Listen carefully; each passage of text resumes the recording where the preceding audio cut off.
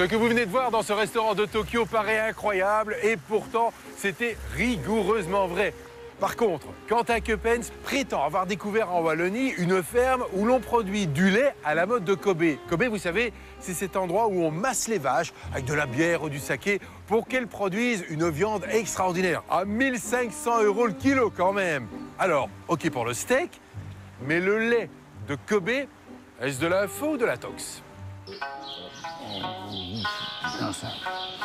Mais oui, effectivement, ça paraît difficile à croire, mais ici, à Wem, près de Malmedy, on traite les vaches comme de véritables superstars. C'est un peu la jet set des vaches laitières ici, à Jonathan. C'est ça, on les chouchoute. C'est une manière unique de travailler en Europe. Donc, c'est suite à un voyage au Japon que je suis tombé sur l'élevage du Kobe. Et alors, je me suis dit pourquoi pas prendre l'idée pour la production laitière ici en Europe. Et alors, on les chouchoute pour avoir un lait de super qualité. Et cela commence avec un massage 3 fois par jour, matin, midi et soir. Obligatoirement, 3 fois par jour. Ça permet de produire des endorphines, qui est en fait l'hormone du bien-être. Et alors, ça permet d'avoir plus de vitamines et un lait un peu plus dense et plus riche aussi. Jonathan est le seul éleveur à mettre en pratique l'élevage à la Kobe pour des vaches laitières. Le but de cette nouvelle méthode de production, se démarquer sur le marché du lait en Belgique et en Europe. On nous impose de vendre notre lait à un prix de 20 centimes le litre. Or, le prix de revient est déjà de 0,40 centimes le litre.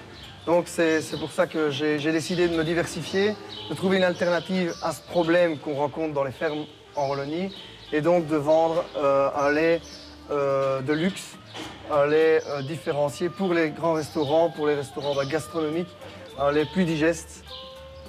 Après le massage, une petite séance de musique classique s'impose. C'est le petit plus. Jonathan choisit jusqu'au compositeur. J'ai même remarqué que Falvala préférait Vivaldi à Beethoven il y a 2 semaines. Donc je remarque vraiment ça, un comportement différent, mais sur une vache que sur une autre, quoi. Elle pousse même la chansonnette. C'est prouvé, 1 heure de musique classique chaque jour détend aussi bien les humains que les animaux. Bon, en attendant, ces petites dames ont l'air d'avoir faim. C'est qu'elles ne mangent pas n'importe quoi. On m'attend à la cuisine pour la soupe du jour. Et c'est pas rien. Forcément, la qualité du lait dépend de l'alimentation des vaches. Et ça, c'est le travail du guette. Bonjour Guette, je vous apporte un petit peu de travail. Voilà. Alors qu'est-ce qu'on a au programme aujourd'hui? Eh bien, le programme aujourd'hui, c'est la soupe du jour. Carottes, navets, poireaux, pommes de terre. Ce qui donne ce petit goût acidulé au lait. Ce qui permet aussi d'enrichir le lait en sels minéraux. Et le lait est 2 fois plus nourrissant et bénéfique pour l'organisme et plus facile à digérer. Et pendant ce temps-là, Jonathan s'occupe du reste. Non, ça ce n'est pas l'apéro, c'est ce qu'il appelle un complément alimentaire. De la bière brune, dans le respect le plus pur de la tradition japonaise.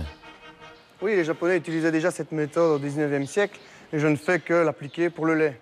Donc en fait, la bière brune ici permet de donner un petit côté d'amertume au lait, donc il le fait unique au monde. Chaque vache a droit à maximum 4 litres de bière par jour.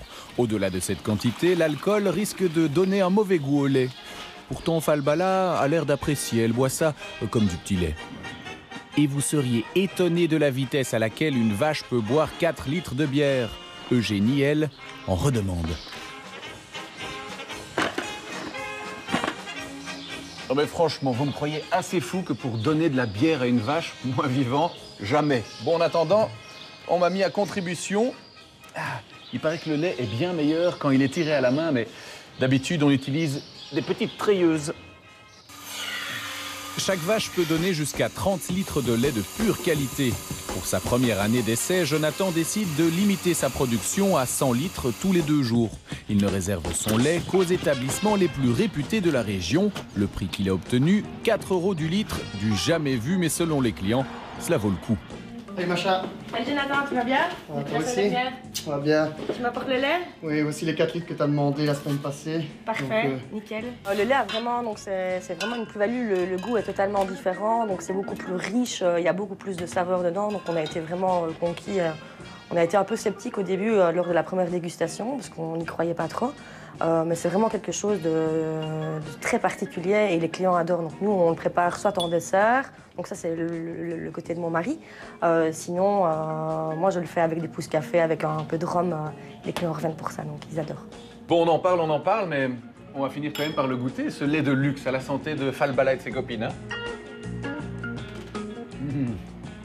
Effectivement, Jacques, ce lait-là, j'aurais pas pu l'inventer. Hein. Allez, je vous ramène un litre.